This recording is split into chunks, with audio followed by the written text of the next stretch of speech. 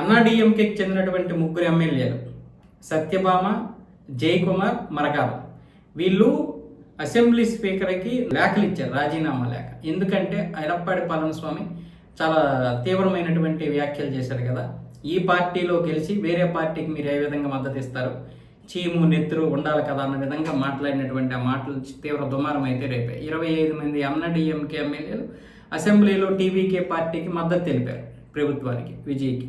So ఈ నేపథ్యంలో జరిగినటువంటి పరిణామాలు రెండుగా విడిపోయింది అన్నా డిఎంకే. ఎడప్పాడి పళనిస్వామి వైపు ఏమొచ్చేసి 22 మంది ఎమ్మెల్యేలు ఉన్నారు, మిగతా వాళ్ళు ఏమొచ్చేసి ఇటువైపు వచ్చేసారు. వేల్మణి వీళ్ళందరూ కలిసి టీవీకి మద్దతు ఇచ్చారు.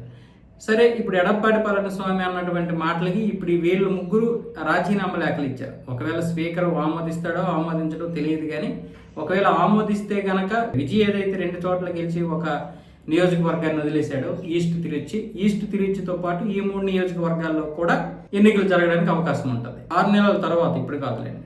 అయితే మరికొంతమంది ఎమ్మెల్యేలు కూడా రాజీనామా చేయడానికి సిద్ధంగా ఉన్నారు అన్న విధంగా జరుగుతోంది ఒక ప్రచారం.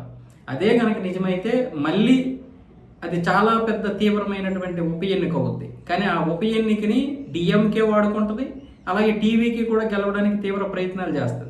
బహుశా ఈ ఉద్దేశంతోనేమో మొన్న డిఎంకే పార్టీకి చెందినటువంటి అధినేత స్టాలిన్ త్వరలోనే విజయ్ ప్రభుత్వం కూలిపోబోతుంది, మళ్ళీ ఎన్నికలు రాబోతున్నాయి అని కూడా అన్నాడు. మరి ఏ విధంగా సంకేతం ఇచ్చాడో తెలియదు, కానీ ఈ రాజీనామాలు అనేది 3తో ఆగకపోవచ్చు. టీవీకే పార్టీకి సపోర్ట్ చేసినటువంటి 25 మంది కూడా రాజీనామా చేస్తే అది చాలా పెద్ద ఎలక్షన్ అయిపోతుంది. సో ఈ విధంగా ఒకవేళ ప్లాన్ చేస్తున్నారేమో తెలియదు, కానీ ప్రస్తుతానికి వీళ్ళ ముగ్గురు రాజీనామా పత్రాలు స్పీకర్ దగ్గర ఉన్నాయి. స్పీకర్ తీసుకునేటటువంటి నిర్ణయం మీద ఆధారపడి ఉంటుంది తమిళనాడు రాజకీయాలు ఎలా ఉంటాయన్నది.